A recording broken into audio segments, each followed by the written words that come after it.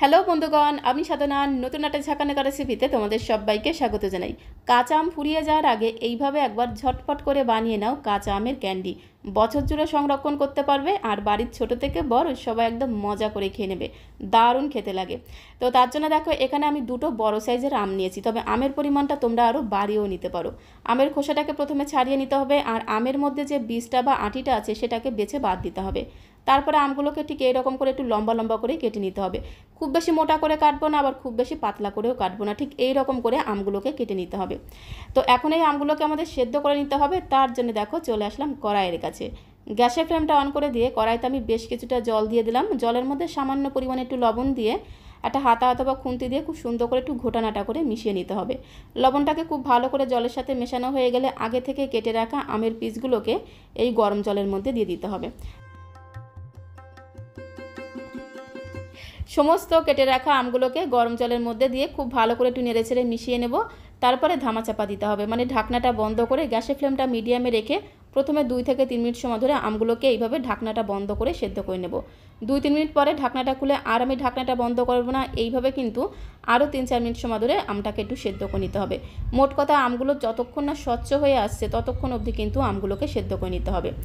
তো দেখো গ্যাসের ফ্লেমটা মিডিয়ামে রেখে আমগুলোকে সেদ্ধ করে নিয়েছে আর আমগুলো দেখো একদম স্বচ্ছ হয়ে গেছে। ঠিক এই রকম করে আমগুলোকে সেদ্ধ করে নিতে হবে। এর থেকে বেশি সেদ্ধ করতে যাবে না, তাহলে আমগুলো একদম নরম হয়ে যাবে। গ্যাসের ফ্লেমটা বন্ধ করে দিলাম। এখন এই সেদ্ধ করা আমগুলোকে জল ঝরিয়ে অন্য একটা পাত্রে তুলে নেব। তো বন্ধুগণ, কাঁচা আমের অনেক রকম আচার তোমরা খেয়েছো, বাট এইভাবে একবার কাঁচা আমের ক্যান্ডি বানিয়ে সারা বছর ধরে সংরক্ষণ করে রেখে দিতে পারো। বাড়ির ছোট থেকে বড় সবাই একদম মজা করে খেয়ে নেবে। আর বানানো তো একদমই সোজা। সমস্ত সেদ্ধ করা আমগুলোকে একটা পাত্রের মধ্যে তুলে নিলাম। প্রত্যেকটা আম দেখো গোটা গোটা রয়েছে, অথচ খুব সুন্দরভাবে সেদ্ধ হয়ে গেছে। তো এখন আমি এই সেদ্ধ করা আমের মধ্যে দিয়ে দেবো পরিমাণ মতো চিনি। চিনির পরিমাণটা একটু বুঝে দিতে হবে। এখানে আমি 500 গ্রাম আমের জন্যে 200 গ্রাম দিয়ে দিলাম চিনি, মানে 1 বাটি চিনি দিয়ে দিলাম। এখানে 200 গ্রাম চিনি আছে। চিনিটাকে এইভাবে রেখে দিলেই দেখবে আস্তে আস্তে চিনিটা গলতে শুরু করবে। যেহেতু আমগুলো এখনও গরম আছে, এই গরম আমের মধ্যে চিনিটা ঢেলে দিলে দেখবে চিনিটা আস্তে আস্তে গলে গিয়ে একদম জল হয়ে যাবে। তো এইভাবে কিছু সময় রেখে দিয়েছিলাম, যার কারণে দেখো চিনিগুলো খুব সুন্দরভাবে গলে গেছে। এই আমের মধ্যে কিন্তু কোনো রকম জল দেওয়া যাবে না। চিনি থেকে যে জলটা বের হবে, মানে চিনির যে রসটা বের হবে, সেই চিনির রসেই কিন্তু আমের ক্যান্ডিগুলো আমাদের বানিয়ে নিতে হবে। তো চিনিটা যখন পুরোপুরি গলে যাবে তখন ঢাকনাটা বন্ধ করে নর্মাল ফ্রিজে রেখে দেবো সারা রাত। সারা রাত নর্মাল ফ্রিজে রেখে দিলে এই চিনির রসটা আমের মধ্যে খুব সুন্দরভাবে ঢুকে যাবে, যার কারণে এই আমের ক্যান্ডিগুলো খেতে হবে অসাধারণ টেস্টি। তো এখন আমি তোমাদের পরের দিন দেখাচ্ছি। সারা রাত রেখে দিয়েছিলাম, পরের দিন দেখো চিনিটা একদম পুরোপুরি গলে গেছে আর আমগুলো দেখো কত স্বচ্ছ হয়ে গেছে, একদম কাচের মতো চকচক করছে। তো এইভাবে 1 রাত অবশ্যই কিন্তু নর্মাল ফ্রিজে রেখে দিতে হবে। তো এখন এই আমের ক্যান্ডিগুলোকে আমি রোদের মধ্যে শুকিয়ে নেব। যে থালার মধ্যে আমি রোদে দেবো ক্যান্ডিগুলোকে, সেই থালার মধ্যে অবশ্যই করে কিন্তু একটু তেল ব্রাশ করে দিতে হবে। তাহলে এই ক্যান্ডিগুলো যখন শুকিয়ে যাবে থালা থেকে তুলে নিতে সুবিধা হবে।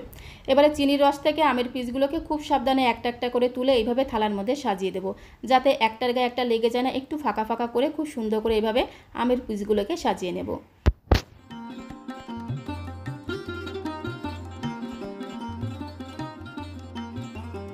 তো দেখো সমস্ত আমের ক্যান্ডিগুলোকে থালার মধ্যে খুব সুন্দর করে সাজিয়ে নিয়েছি। একটু ফাঁকা ফাঁকা করে সাজিয়ে নিতে হবে, যাতে একটার গায়ে একটা লেগে না যায়।